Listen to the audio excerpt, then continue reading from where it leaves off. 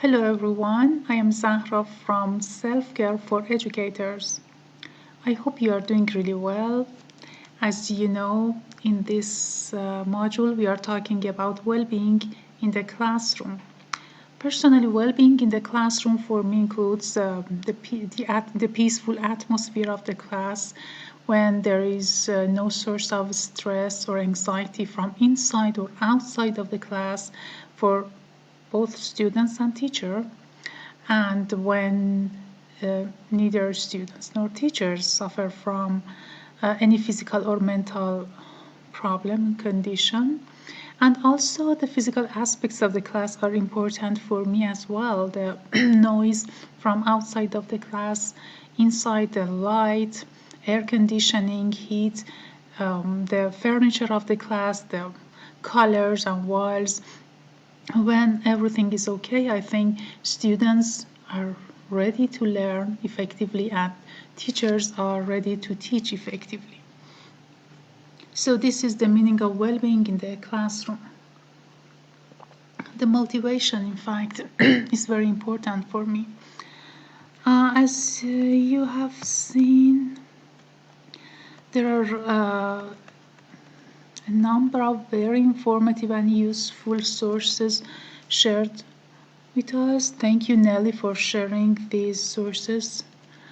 And I took a short look at some of them and read some of them, and I found them very useful. And also, I made a short search, found some books and articles, books like Habits of Mind across the curriculum, and Mindfulness and Yoga in School, promoting health and emotional well-being in school, classroom. But from among them, I really liked this one, Mindfulness and Yoga in Schools, a guide for teachers and practitioners, authored by Catherine P. Cockatton, published in, I guess, 2017.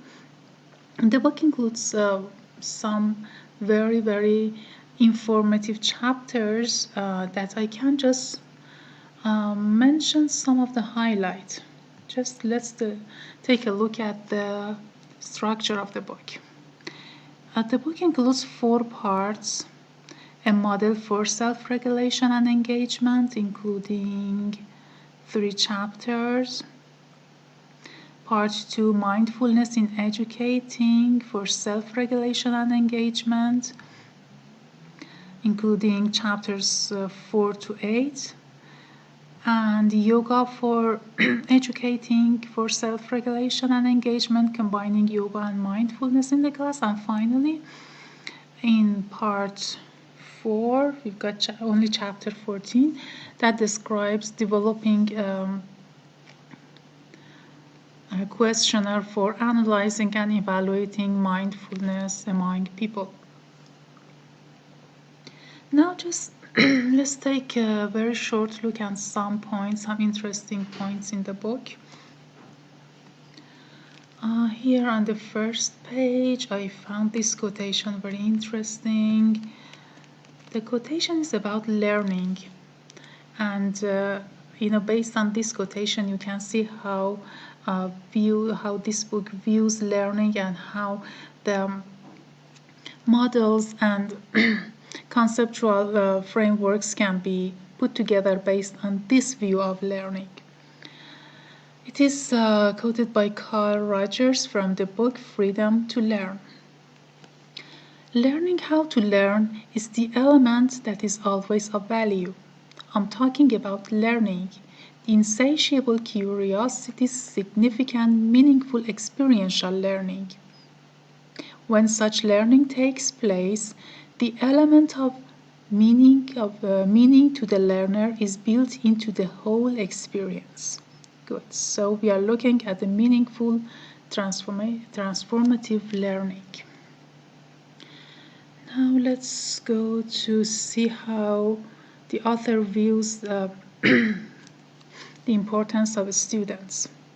They say she says well-being of the student is very important because at the bottom level we see student as a learner of academics and tools for learning, At a higher level, we see students as active architects of their own learning and well-being, if the well-being practices, mindfulness practices are included particularly. And then at the top level, we see students as collaborative problem solvers in service of societal well-being. So at the beginning, as you see here, system, that is school, supports development of self, that is the student.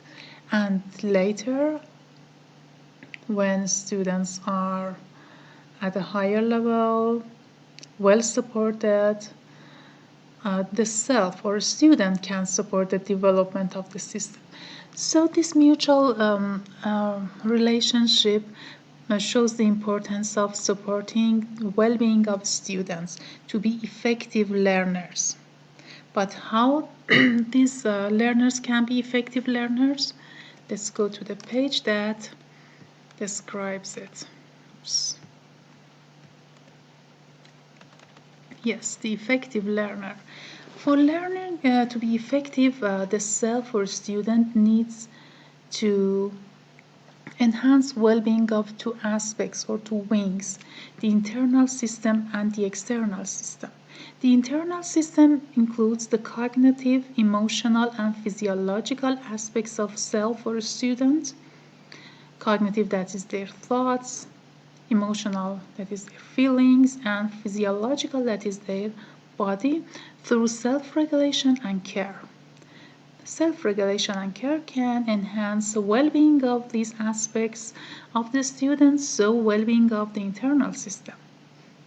But internal system is integrated and attuned with the external system. What is external system?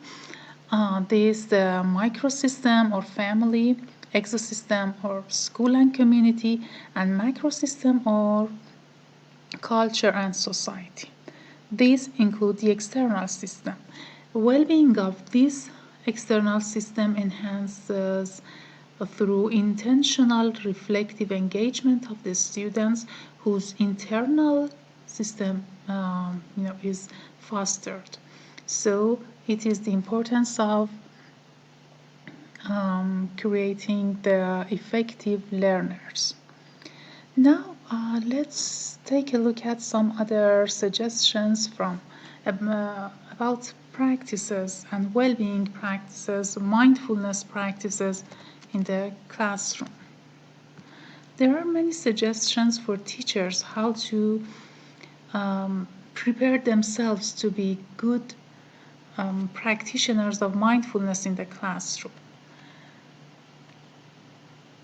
They need to, first of all, know how to teach students. How they need to pay attention to students' individual differences. They need to be mindful about how to teach mindfulness, about how to use mindful words, about how to explain mindfulness to the students, etc. So these are very important for teachers. All of them are based on some books and research articles, how teachers can develop the ability to practice mindfulness in the class, to manage the mindfulness practices in the class.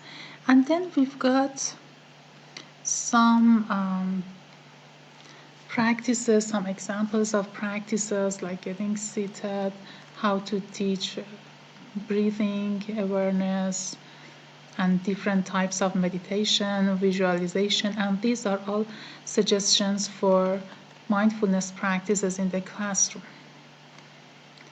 Breathing awareness and all the things that we all have already talked about.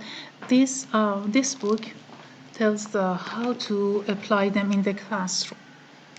And then let's go to the last part, the part 3 that discusses how to combine yoga with mindfulness in the classroom.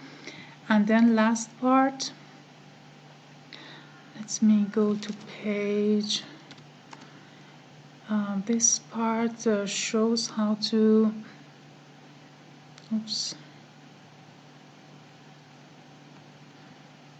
yes, let me go to the page chapter 14, it discusses how to